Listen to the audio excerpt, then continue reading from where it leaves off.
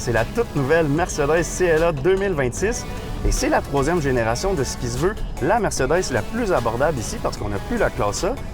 Et cette année, contrairement aux autres générations, elle nous arrive avec deux choix de moteur, soit hybride ou entièrement électrique, comme c'est le cas de notre modèle à l'essai aujourd'hui. Alors si vous magasinez pour une compacte haut de gamme qui consomme peu ou pas de jus de fossile, est-ce que la nouvelle CLA devrait être sur votre liste? Eh bien, installez-vous confortablement parce que ça, c'est ce que vous allez découvrir maintenant.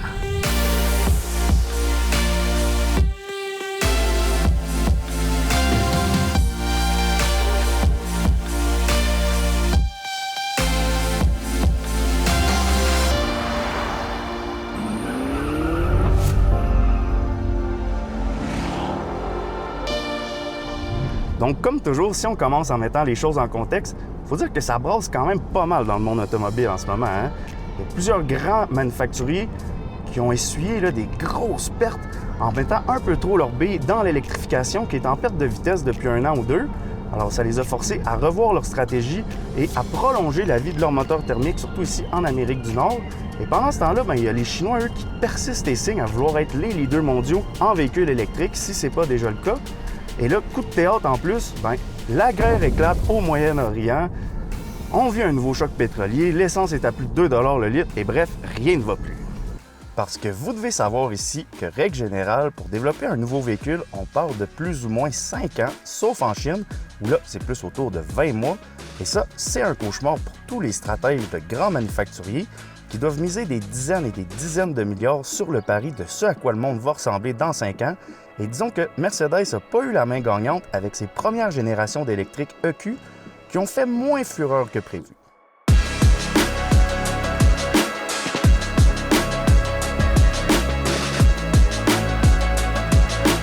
Mais heureusement, je pense en tout cas, la haute direction chez Mercedes a adopté une stratégie qui est plus logique ou moins risquée, disons, en développant des nouvelles versions à essence hybride ou entièrement électrique pour leurs modèles les plus populaires comme la nouvelle classe C, le nouveau GLC et évidemment la nouvelle CLA, entre autres.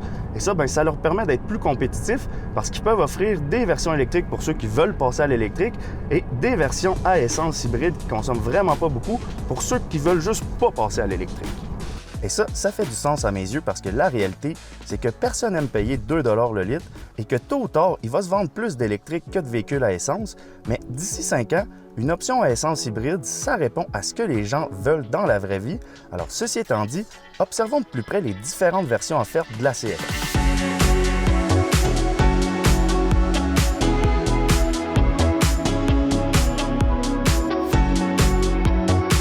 Donc, si on commence avec les versions électriques, parce que c'est elles qui arrivent ici en premier, on a tout d'abord la 250+, qui est propulsion. Elle a un moteur de 268 chevaux et 247 livres-pieds de couple. Et c'est alimenté par une batterie de 85 kWh. Et tout ça offre une autonomie quand même assez impressionnante de 600 km. Alors, la CLA 250+, on part d'un prix de départ autour de 50 000 $. Mais sinon, à partir de 56 000 $, il y a la CLA 350 4MATIC. Et on s'entend, les options chez Mercedes, ça monte vite. En toute transparence, notre modèle à l'essai est plus comme 75 000. Mais ceci étant dit, la 350 est à 4 roues motrices, même batterie de 85 kWh, mais qui alimente deux moteurs.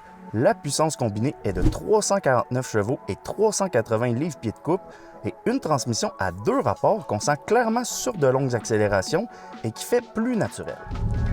Alors, résultat des courses, ça avance, mais pour une auto électrique, c'est pas exagéré, disons. Vous n'arriverez pas en retard au bureau avec ça, vous n'arriverez pas avec un torticolis non plus. On parle d'un 0-100 autour de 4,8-4,9 secondes et d'une autonomie de 500 km quand même, ce qui, selon moi, est vraiment le sweet spot.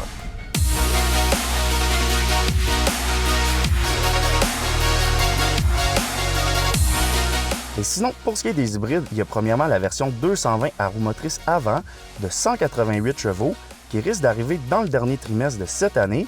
Et en 2027, on aura droit à la version 250 4MATIC qui, elle, développera 228 chevaux.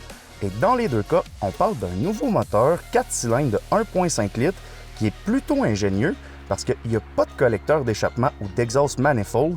Le turbo est vissé directement sur la tête du moteur. Les exhausts 4 en 2 se rejoignent là pour l'alimenter et c'est aussi un moteur à cycle milleux, donc moins puissant parce qu'il prend moins d'air, mais qui a besoin de moins d'essence aussi pour faire la combustion, ce qui fait qu'il est moins gourmand. Et le manque de puissance, il est comblé par un système hybride léger de 48 volts, alimenté par un petit moteur électrique.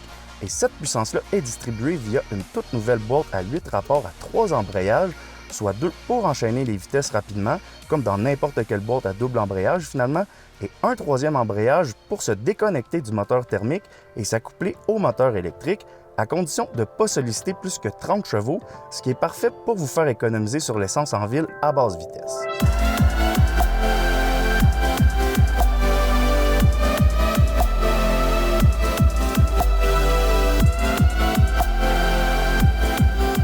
Alors là, maintenant que vous connaissez bien les différentes spécifications, c'est le moment de parler design, parce que vous nous direz ce que vous en pensez en commentaire, mais moi, j'ai toujours trouvé que la CLA, peu importe la génération, c'est une des plus belles autos dans le catalogue de Mercedes, et cette nouvelle génération-là, elle ne fait pas exception à la règle.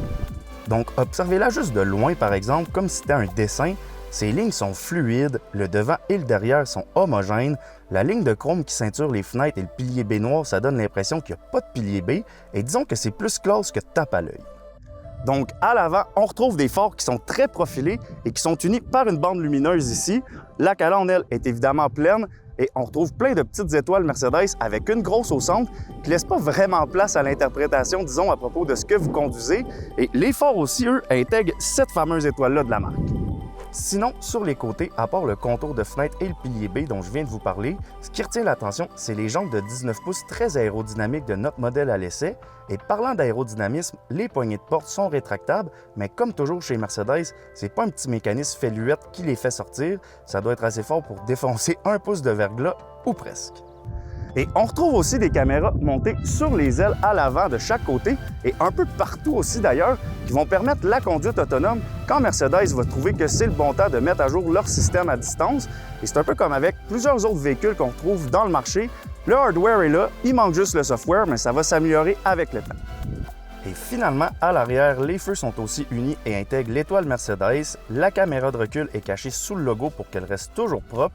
Et comme les générations précédentes, on a encore les espèces de coussins pare-choc de chaque côté de la plaque, dont je suis pas très fan, mais qui doivent être pas mal moins chers à remplacer qu'un pare-choc complet, donc je leur laisse une chance. Et côté pratico-pratique, on a droit à un frunk à l'avant de 70 litres, ce qui est quand même très bien. Et à l'arrière, on parle d'un volume de coffre de 405 litres, ce qui ça aussi est très bien, mais pas autant que ce qu'on retrouve à bord, par exemple, où là, on passe vraiment à un autre niveau, comme vous allez voir dans le segment point de vue de l'essai.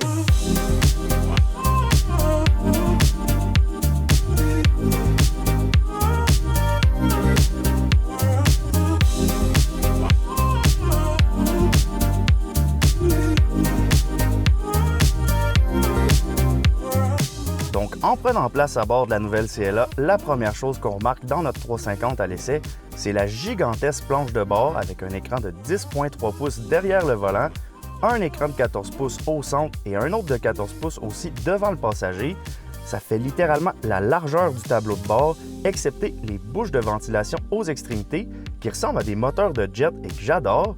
Et je sais qu'en photo ou en vidéo, ça peut sembler un peu too much, mais en étant assis ici, ça me rappelle il y a à peu près 6 ans quand on avait essayé la Classe A avec ses 2 gros écrans de 10 pouces qui épataient la galerie à l'époque. Et aujourd'hui, on retrouve ça dans une Kia K4 à moins de 40 000 $. Alors, premièrement, l'écran derrière le volant est juste assez gros et il affiche les informations les plus importantes, plus la carte qui est parfaite. Ensuite, on a l'écran central qui peut montrer soit la carte lui aussi, ou soit de gros icônes bien faciles à cliquer quand on roule.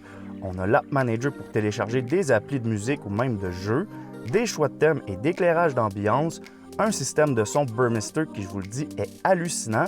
Et la cerise sur le Sunday, selon moi, c'est les caméras qui vous donnent la ligne à suivre comme si on était dans Gran Turismo. C'est juste malade. Par contre, il y a aussi quelques points négatifs que je dois aborder, à commencer par le fait que les sièges sont un peu trop hauts à mon goût, même s'ils sont beaux, confortables et même massants en plus dans notre modèle à l'essai. J'aurais aimé pouvoir les abaisser un peu plus et il y a beaucoup trop de bip aussi. Et heureusement, ça se désactive, mais il faut passer par plusieurs menus, c'est fatigant. Et je vous fais une confidence, être le ministre des Transports, j'exigerais un bouton physique Shut Up dans toutes les autos neuves, mais bon, je ne suis pas rendu là. Et il y a aussi les contrôles de climatisation qui sont tactiles et juste moins efficaces que des bonnes vieilles roulettes à mes yeux. Mais sinon, le choix des matériaux, la qualité de finition et la présentation en général, c'est pas mal le nec plus ultra de l'industrie. Et finalement, à l'arrière, on s'entend, c'est une compacte coupée, donc si vous mesurez plus que 6 pieds, c'est un cas de shotgun en avant. Vous pourrez d'ailleurs contrôler la musique, la carte, les apps et j'en passe dans votre écran. Mais personnellement, à 5 pieds 6, j'ai aucun problème à être assis ici en arrière, ce qui risque aussi d'être le cas pour vos enfants. On a un plancher plat, un immense toit panoramique et une vue sur ce que Mercedes fait de mieux en ce moment, qui, je me répète, tôt ou tard, va encore devenir la norme dans l'industrie, parce que Mercedes, ben, c'est Mercedes et comme ils disent, das Beste oder nicht.